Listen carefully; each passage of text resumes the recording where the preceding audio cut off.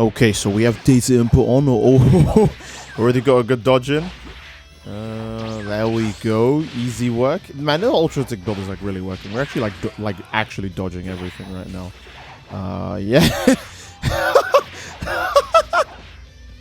We actually have ultra instinct. Okay, obviously this should go through. Yes, there we go. Oh wait, he might live. Okay, if he dies, then you have to leave a like and subscribe. That's just a fact. All right. Oh, this got buffed. It might actually.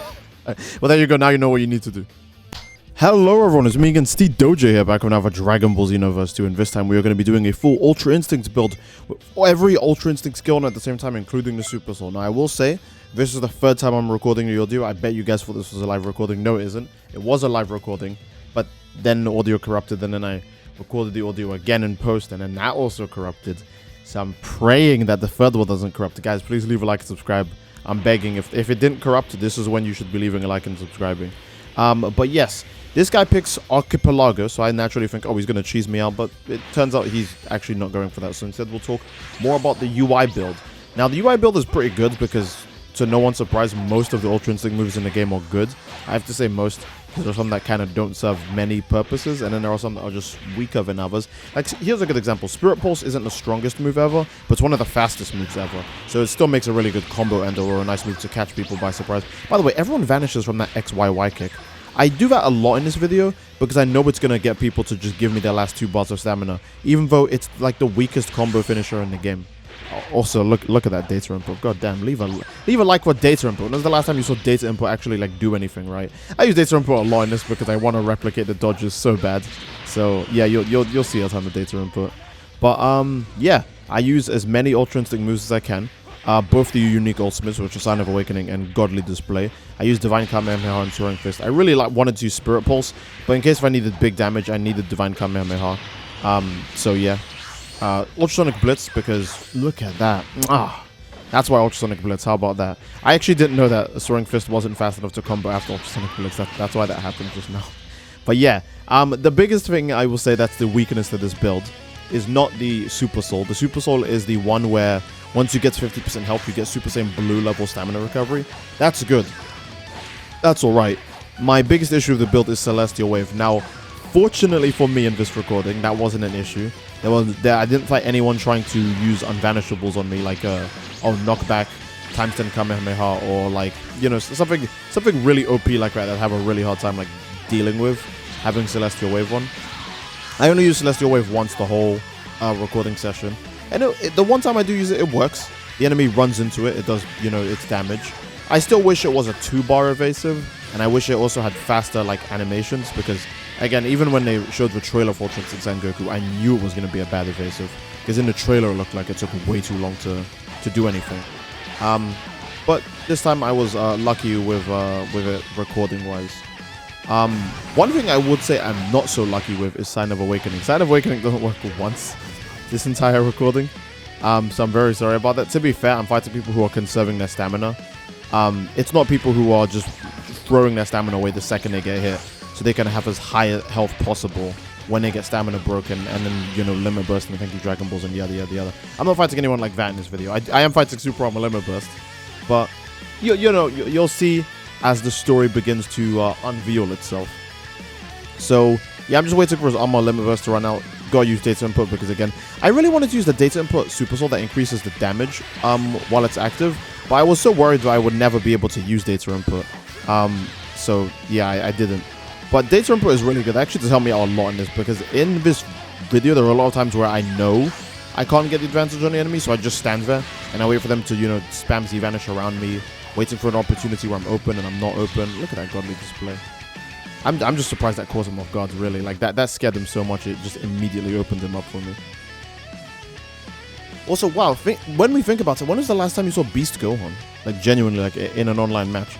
Like, I'm not saying he's irrelevant or anything, but, you know, since he wasn't the most OP character ever, I guess the Xenoverse players didn't really want to use him. I guess shout out to this person for using him, but you just don't see Beast Gohan online on a lot. Now, this is more like what you see online. This is Transforming Gogeta, DBS Gogeta. He is a mutant, to say the least, but I would say his best benefit is not having thank you Dragon Balls. So that's fun. Not having thank you Dragon Balls and a grab that combos, like puts you in a standing combo, is so good. Like yeah, don't get me wrong, he's like a really hard character to fight. But thanks to the Ultra Instinct build, it's not like I'm struggling. I'm not using a weak build out here, you know. So we can actually manage a DBS Gogeta. So yeah, DBS Gogeta is a pretty tough character to fight, but fortunately, he doesn't try to evade this at all, which gives me a perfect opportunity to use Potential Unleash, not that you really need any timing to use it. Then he uses Super Saiyan, but he quickly turns off the Super Saiyan, yeah, because he realizes or remembers that while he's in Super Saiyan, his stamina is like not coming back at all. So he like turns off immediately, but hey, buddy, it's too late. It's too late in the fight for that. You should have turned on Super Saiyan earlier after you passed 3 bars of ki like ages ago, because Gogeta has busted ki recovery. So he uses Limit Burst here, and I'm like, you know what? I'm not going to play games with a Limit Burst. I'll just use Godly Display. His Punisher drive saves him for a tiny bit, but he literally just gets his stamina back, literally just in time to die. So I thought that was pretty funny. He literally just had his stamina back, and I counted it. He had his stamina for 7 frames. So I guess in between mashing the evasive button, because that's what you probably should be doing in a situation like that. In between mashing the evasive button, he probably pushed it down the very last frame before he actually got stamina back, which is extremely unfortunate. So yeah. Now we're fighting Custom Gohan, and you can tell it's Custom Gohan because he has the "over here, you idiot" Super Soul, which is really good. It's the one that it gives him a big, like a large attack buff, and I think a stamina recovery boost as well. Every time you use like a defensive vanish, you know, the thing that you should be using to evade attacks, not Q cancels. You know, the thing that's actually a mechanic. The thing that's actually explains to you. The thing that actually has a purpose in the game. Yeah, okay, I don't want to go on forever, but you know what I mean. It's there's that reminds me. Yeah, why is there no Super Soul for key canceling if it's such a who cares? Who cares, Steed? This is not the time to be smart, all right?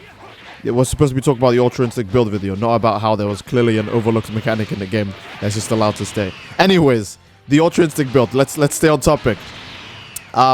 He goes Potential Unleashed. I go Potential Unleashed. I find it really cool that Gohan's model actually changes when he gets Potential Unleashed. It's not a big model change. It's not like with DBS Gohans where, you know, he gets like, you know, the extra like long hair. He gets the different facial expression. But I do like how Gohan's lighting, like the general core lighting for his model changes when he uses his Potential Unleashed. Now here, I'm actually not threatened by his Auto Guard. I actually fight him with the Auto Guard on, but I do it in a really weird way where he still feels the need to try and hit me and risk not getting the perfect block. Because there are times where I just hit him, like right here, because he thought, oh, he's just not going to hit me, so I'm going to hit him first. But I was like, nah, I already know you're going to try and hit me now, so I'm going to hit you before you even start to hit me, and therefore beating your auto guard by just attacking you, which I think is pretty damn cool. You can play a lot of mind games with people in this game. Even though, yeah, most of the time when you're playing this game, if you're playing it like, I guess, a normal person, you're playing on the receiving end, you are losing, you are at disadvantage if you're playing it like a normal person. You can still play mind games with people because people are so reliant, and not this guy, right? But people are so reliant on the power that they get from free stuff like Limit Burst, key cancels, all the other stuff in the game, that they become so over-reliant on that when you do something that is just like different to how they expect a normal person to react to, you know, basically invincibility and get out jail free cards, they're like, I don't know what to do, I guess I'll just attack the guy. And if you're, you know, if you're quick on the draw, Buster Scruggs style, you can just counter or get them first before they get you. I don't even know if anyone's gonna get the reference I just made there. But yeah, this guy goes Blue Evolution. Now, I think he made a mistake. He's using the You've Awakened My True Power Super Soul, which its description says it gives you a stamina increase, but it doesn't. It gives you a key increase. I know what you guys are thinking, but Steve, this is stamina increase. Well, guess what? Abandon Namco dimps. So yeah, it actually gives you a bigger key increase than a stamina increase, which is good for Blue Evolved, right? You get more key back when you're getting hit and when you're hitting people. That's objectively good. But I think a lot of us would agree that if you just transformed and you got an extra stamina recovery, that would just be better than extra key. Again, having infinite stamina is better than having a key that lasts longer, I guess. It's why Super Saiyan Blue was already pretty good even before the most recent buff, and why Blue Evolution was still used a lot even before this buff that made it the best transformation in the game. Because here's how good of a transformation it is. This guy like does not take damage anymore, and he can upkeep his stamina a lot during the fight. So I start doing desperate things like Soaring Fist in the middle of my combos just to wear down his stamina, because I know his stamina is not going to go down like naturally, right? Like yeah, so I do my, I mean, he just throws away all of his stamina here actually, so I don't even know what I'm talking about. But oh yes, that's stupid. I did the stamina break there thinking he would stop blocking to try and dash out of the combo, then I get my free stamina break. he didn't. He just kept holding his block, which is, you know, pretty king-like. And I'm like, all right, well, I know stamina break can't kill me in time because, you know, it's not a long stamina break. So I'm going to go for another stamina break. But Super Saiyan Blue Evolution is so good. He already has all of his stamina back. Not all of his stamina back, but enough to vanish. Unfortunately, he didn't have the key to finish me off, which is why I'm still alive here. And there's the Celestial Wave, baby. He didn't have the key to finish me off, even though he got the second stamina break, which was really sad. But this time I learned my lesson. I'm not going to try and go for any early stamina breaks like that because it's too risky against Super Saiyan Blue Evolution. Because you get your stamina back immediately with that. So here I go. I bait him out of this again because everyone can get baited out by that weird Saiyan kick combo. And then I win. I don't know why that one kick combo baits people out so hard. The knockback in it is so weird that even if you do try to follow up with a beam super like times 10, it usually just doesn't work. So I'm kind of confused why everyone always feels the need to vanish from that. But hey ho. That would be a good place to end the video. Again, the Ultra Instinct build is really good. Because naturally the moves on Ultra Instinct are very good. So yeah, I don't think there's much else to say. I do hope you guys enjoyed the video. And if you enjoyed the video, then please leave a like on the video and don't forget to subscribe. It greatly supports the channel. And leave a comment down below as to what you'd like to see next. Love you all. I hope you enjoyed, and I will see you all next time. Take care and peace.